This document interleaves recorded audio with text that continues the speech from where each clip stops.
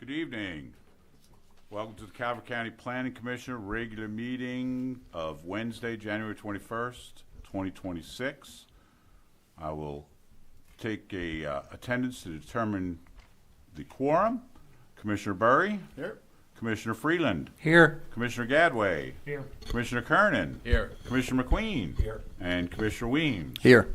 With everyone here, we have a quorum, and we are now called to order. If you'd all please stand and join me in the Pledge of Allegiance. I pledge allegiance to the flag of the United States of America and to the republic for which it stands, one nation, under God, indivisible, with liberty and justice for all.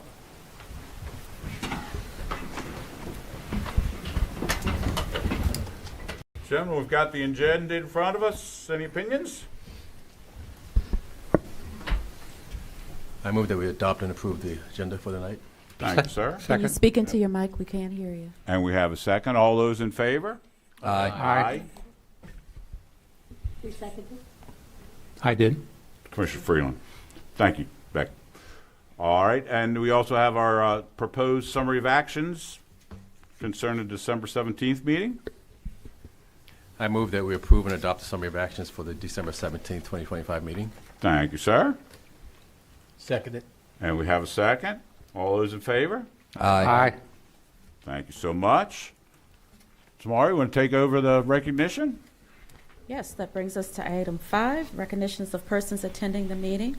Tonight with us, we have Jason Brinkley, Director from Planning and Zoning.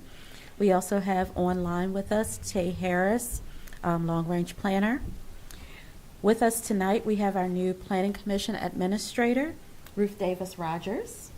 She will be with you in the future, running these meetings for you. We also have Gerald Cousineau, Planner 3, with us from Planning and Zoning.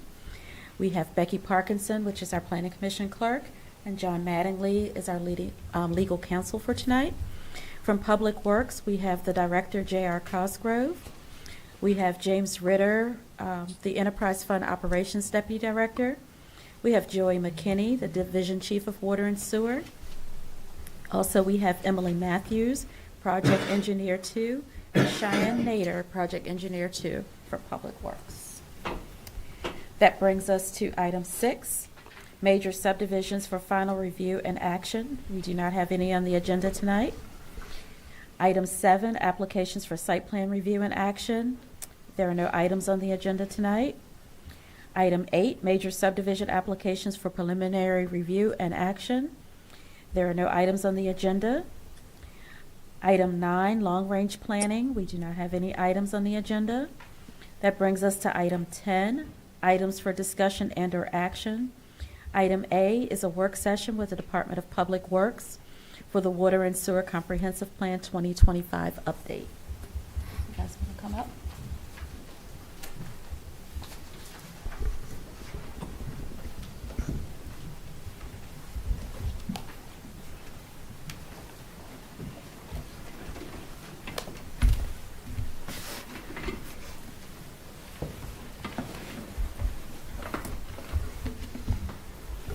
Good evening. Good evening. Can you guys hear me okay?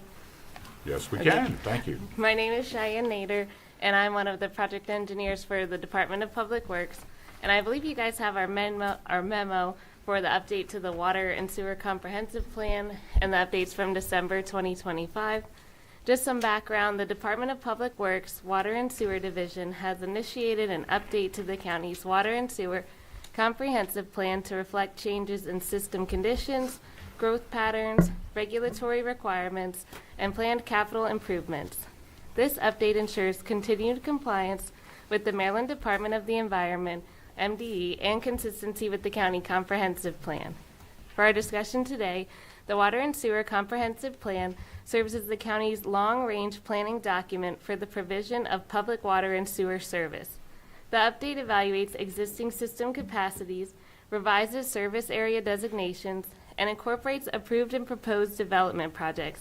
Some key elements include review and revision of existing water and sewer category maps, incorporation of approved capital improvement program also known as CIP projects, and long-term infrastructure needs, alignment with the adopted county comprehensive plan, and upgrades to system capacity, including water supply, treatment, storage, and wastewater conveyance and treatment.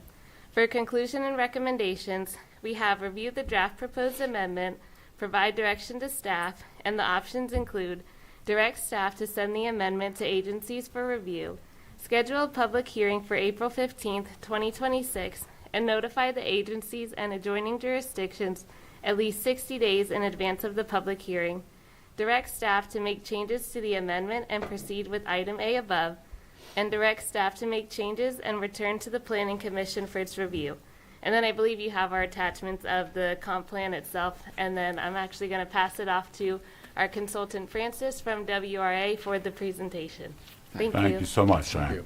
Thank you. Hi, I'm Francis Pankowski. I'm with WA and helping the county with the Francis, comp can plan. you speak into the, pull that a little bit closer to you? I'm helping the county with the comp plan update. Okay. So I'm going to go through a presentation.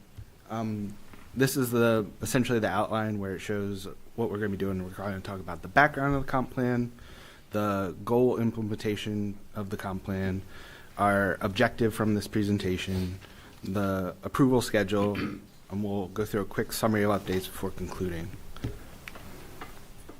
And then, so the comp plan, this is different from the county comp plan. This is a comp plan for the water and sewage plan, and it provides a framework that dictates the water supply and wastewater disposal for the county itself.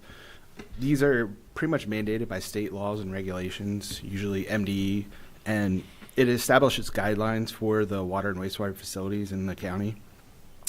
The goals and objectives are established, compliance with state regulations, but also to support the county's growth management policies. And this comp plan is essentially an update to the previous 2014 comp plan, and it adds in current needs, priorities, and growth projections as a part of the continued growth. The goal implementation, the comp plan itself is used in various ways. So, for example, the department heads, they prepare annual reports for the Board of County Commissioners. The Planning Commission yourself can determine if an ordinance or special plans are needed. The county commissioners can appoint committees to review and investigate specific aspects of the plan. It also helps maintain the 5-year capital improvement plan and the associated budget.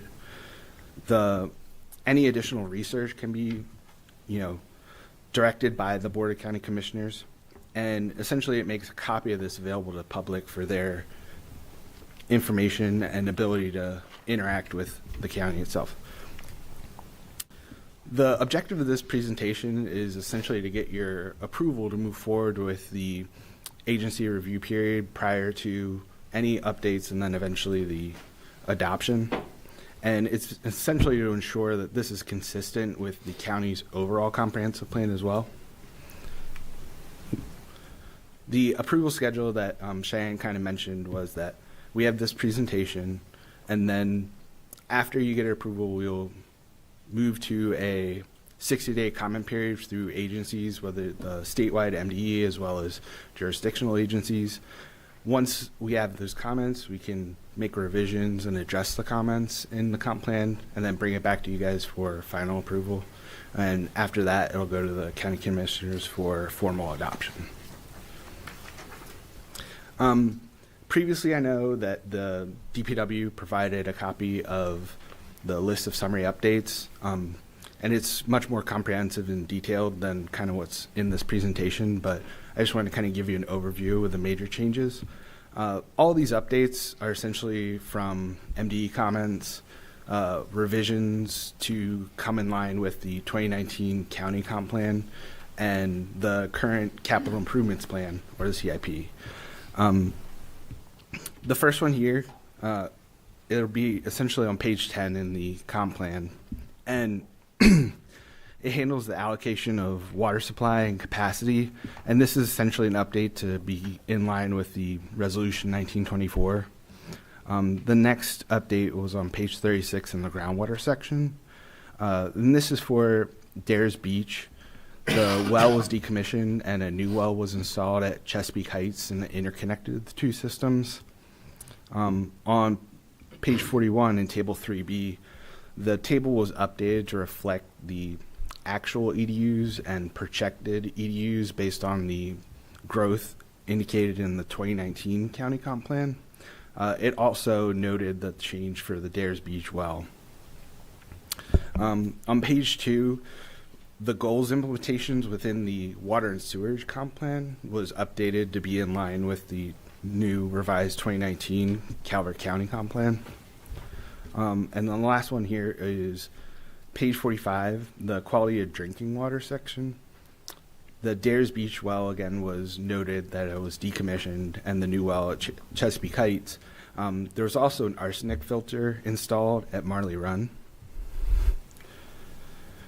Next page, for page 47, for the inventory of the existing wells. Again, this is kind of referencing the Chesapeake Heights. There was a new well installed, so it's now included in the total system. On page 57, the CIP was updated. So new CIP projects were added, completed CIP projects were removed from this. And that's kind of a general theme in a couple of these updates. The present projected sewage demands, similar to the previous table where the actual EDUs were updated to be current, and then the future projected EDUs and customers were updated based on 2019 comp plan. The demand and design modification essentially was just a note that MDE adopted the Bay Restoration Fund.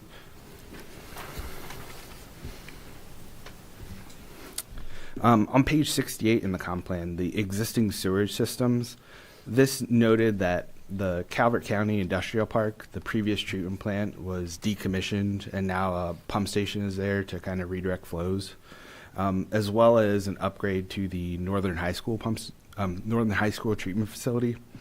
On table 10, the next thing, again notes the change to the Northern High School's treatment capacity. The septage and sludge disposal on page 72, it was essentially just an update to the quantity of sludge disposal, up to 2024. And then the priorities for the water and sewer, it was CIP updates where new projects were added and then previously completed projects were removed from the comp plan. And this was essentially all projects used to upgrade and maintain the current county systems. On a couple of these tables, again, 13A, it's the CIP updates where there's new projects added and completed ones removed. For the table 14, the capital improvements, while the CIP changes were made, it also updated the projected funding through all these CIP items. So that's good for use in future planning. Page 93 has the charges and assessment section where the current rates and fees were updated based on the latest values. And water and sewer resolutions and ordinances, there were several resolutions that have been added and adopted since 2014, so those were added in the plan. And one of the other major things that isn't noted is the water and sewer maps. There's a exhaustive compilation of them for the entire county, and those were also updated as part of the comp plan.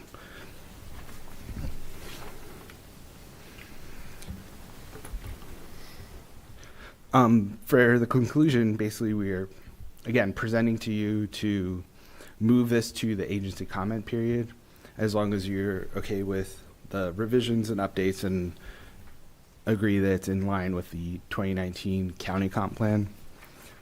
After that, it'll be a 60-day agency review period, and then the comments and issues will be addressed. And as Cheyenne mentioned, it's a proposed public hearing in April. And after that is done and completed, we can come back for approval from the Planning Commission, and then finally go to the county commissioners for adoption.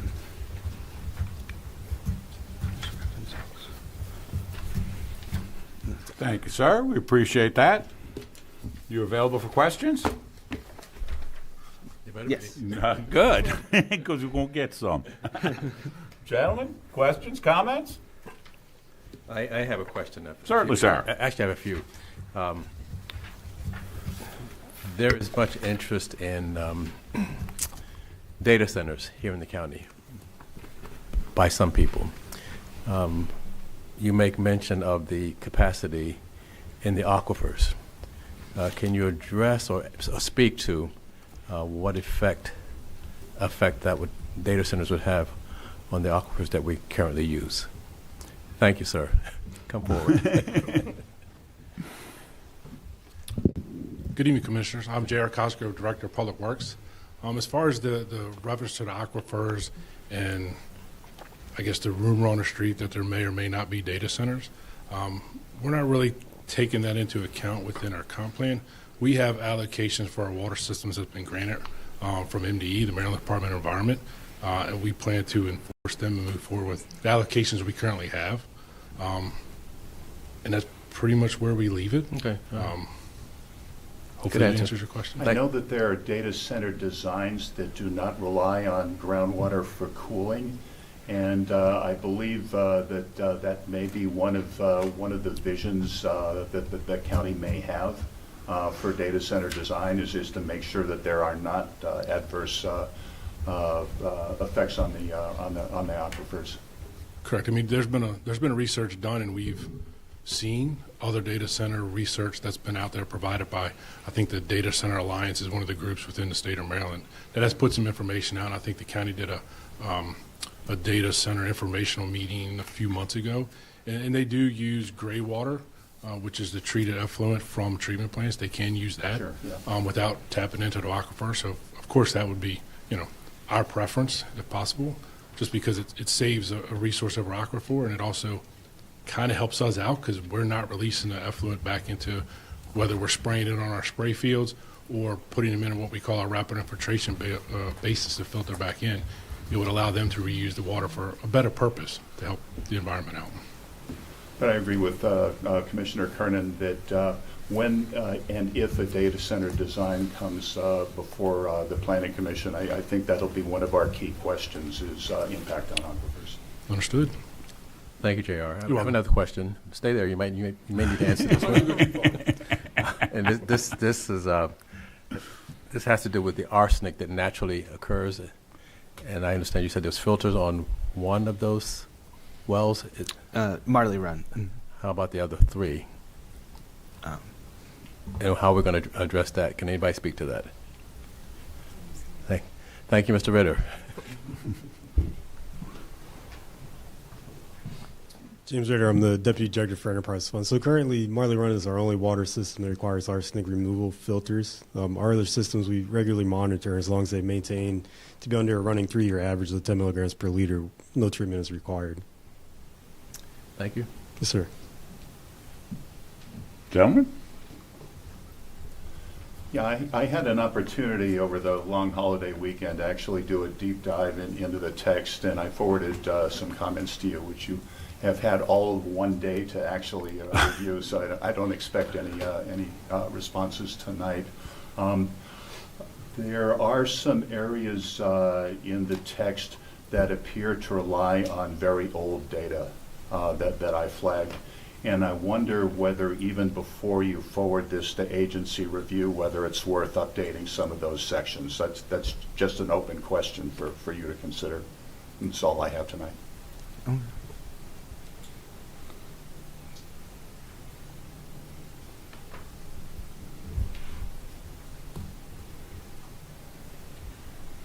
Gentlemen, anyone else? Yeah, Mr. Chair. Yes, sir. In regard to the Northern High School sewage system, I see that there is a new design in the plans. Is that new design taking into account the addition that's occurring on the site?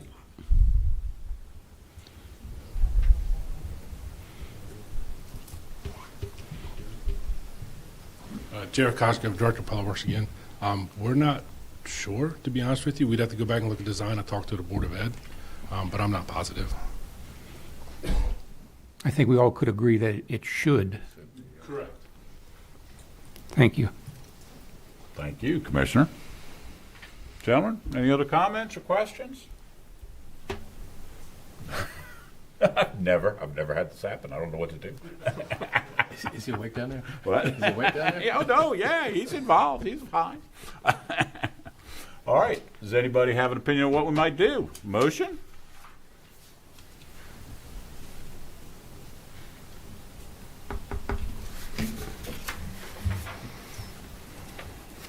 Mr. Chair, Yes, sir. I move that we direct staff to forward copies of the Calvert County Comprehensive Water and Sewer Plan 2025 for agency review. Second. Thank you. We have a motion and a second. All those in favor? Aye. Were there any against? Thank you, gentlemen. Who seconded that, please? Who seconded it? Yeah, Beck's got it. Beck's got it. It was Chris. All right. Folks, thank you so much for your time tonight. Thank We really you. appreciate it. Thank you. Okay, before we move on, I just want to say to those in the audience, we do have an attendance sheet up there tonight if you would like to make sure that everybody signs in. That brings us to item 11, items of interest. Item A, just a few things that will be coming to the Planning Commission in the upcoming meetings, especially in February. We are going to be scheduling the February 18th public hearing for the draft Dunkirk Town Center Plan. There will also be a public hearing for the solid waste plan scheduled for that night also. And we will be bringing back to you for discussion per the BOCC, the Prince Frederick Plan to discuss employment center zones. So just a few things that will be coming up. And also we'll be seeking a public hearing, hopefully for Prince Frederick in March, if possible. So just a few upcoming things that will be coming your way. Thank you, ma'am. So that brings us to item B, site plans in the subdivision list. You have that in front of you for informational purposes. Are there any questions, concerns? Okay. We'll move on to item 12, public comment. Is there anybody in the audience who wishes to speak tonight? And if you're speaking as a group, you'll have 5 minutes. If you're speaking as a group, you will have 5 minutes. If you're speaking as an individual, you will have 2. By the way, anybody, including Dave, when you talk to us, you got to have that microphone. We can hardly hear you.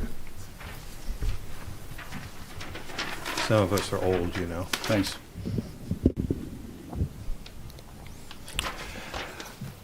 Okay, good evening. My name's Bob Estes. I'm speaking on behalf of the Friends of Hunting Creek. And sort of an update on some concerns regarding stormwater management, which is no surprise to anybody in this room probably.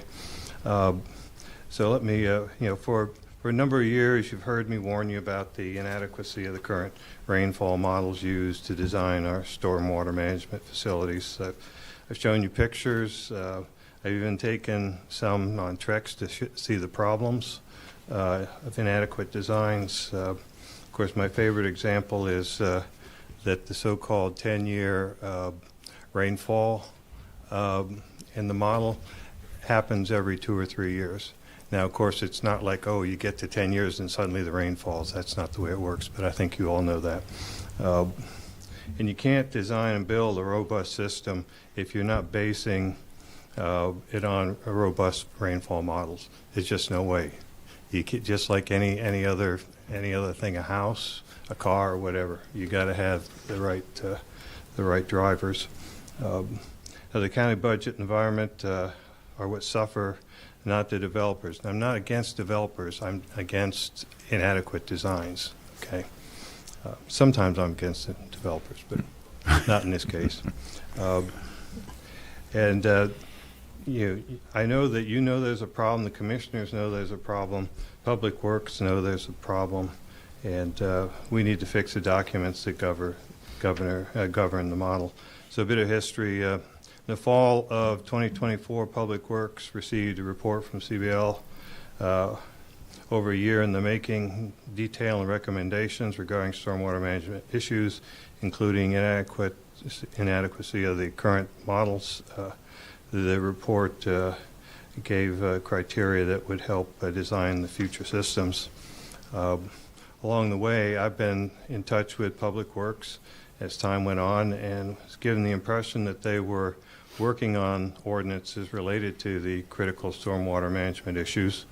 By August of 2025, now that, by the way, that report was 2024, but by August of 2025, there was still no progress, although I was told that Public Works would be getting going on the ordinance in September, October. By mid-fall 2025, I was told the work document was delayed until sometime in the mid-2026.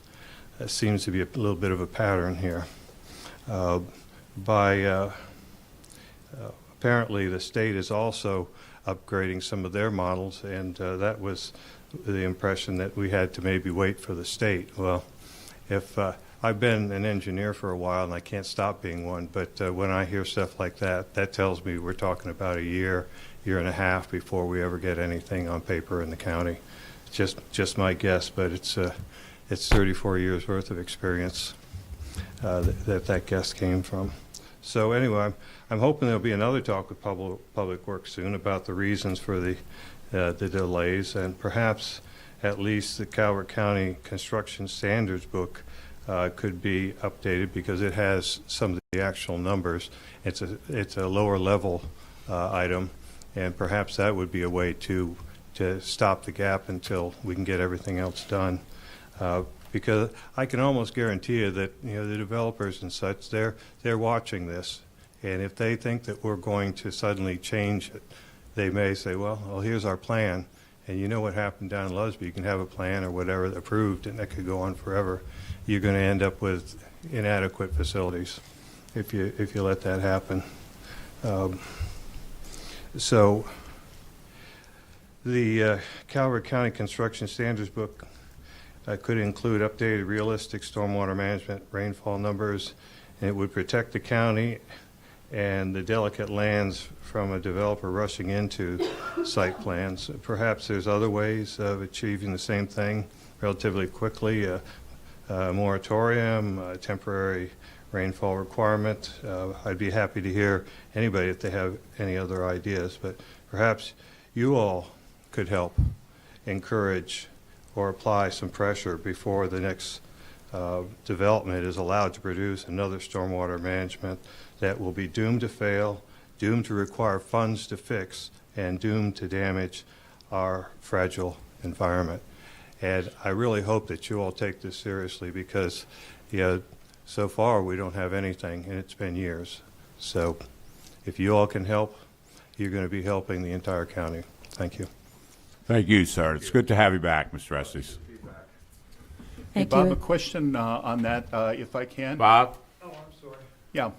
So, we have a question for you. yeah, my question is, what issues would come before the Planning Commission that would allow us to weigh in on this issue? I've heard that in the past the Planning Commission was a little more proactive in trying to encourage such things. In the last, since I've been here anyway, that hasn't happened. But in talking with some people like Greg Bowen and others, they were more proactive in trying to push things that they think would be beneficial. I can't give you exact scenarios, but that's what he told me. And from the folks that I see up there that I've gotten to know, I think you all would be well equipped to perhaps have a little bit of an impact. The constraining factor that I see in terms of Planning Commission actions with regard to development proposals is that we have to go with what the existing regs and law says. Of course, that's what bothers me. And so that's the trick is to change those so that we can help enforce them. That at least is my understanding. Right, of course. But you can also perhaps encourage the process of getting appropriate design specs in the works sooner than later. Okay. That's you're not the only ones that I'm asking to try to push a few things. You just happen to be the people I'm talking to tonight. Thanks. Thanks, sir. One more thing. That it? Bob, Oh, could you supply that to us in the email, what you read, so that we have it? Your information that you were providing to us. oh, are you talking about my speech or something Yeah, else? your speech. Uh, So we hold have on a the, second. I mean, we heard it, but it'd be nice to have what you've got documented there. What do you think, Ron? Ron is also a founding member of Friends of Hunting Creek, so I try to coordinate with him. I can do that. Thank you. If you Thanks, send sir. it It's to not precisely what I said, but it's pretty close. That's Mr. good. Estes, if you send that to Becky, we can get it out to the planning commission members.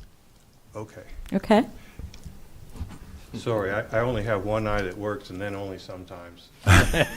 Two cataracts seem to give it. I could give that to you right now if you like. Is that good? Thank you. sir. Thank you. Is there anyone else in the audience that wishes to speak tonight? Okay, and we do not have anyone online, so that brings us to item 13, adjournment. Would anybody like to make a motion to adjourn? Motion to adjourn. We have a motion, a second? Second. We have seconds all over. We'll give it to Mr. Weems, and are all in favor of adjournment? Aye. Aye. Aye. Is there any against? We stand adjourned. See you next month. Thank you so much.